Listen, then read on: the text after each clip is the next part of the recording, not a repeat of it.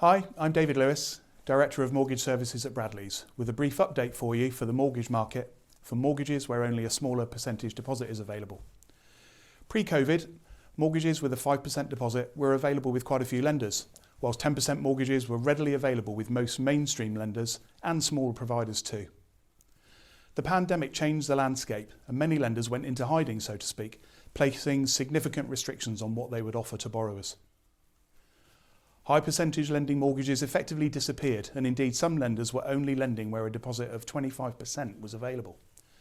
Essentially, lenders were worried about their ability to process applications with furloughed and home working staff, but moreover, there were huge concerns over what might happen to the housing market.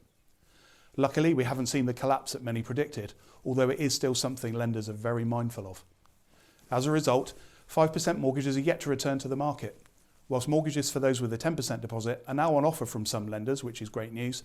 Not as many as pre-COVID levels, however. Rates are higher, the amounts being lent are less generous, and in many cases, credit scoring is stricter. In short, lenders are more cautious.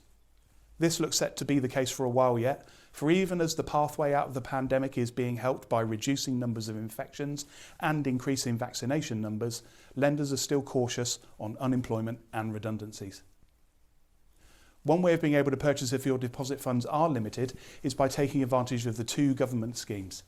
Shared ownership, where you own a percentage of a property in conjunction with a government-approved agency called a housing association, means that you can borrow at 95% of the share you're buying, both for appropriate new build homes and those that have been owned already.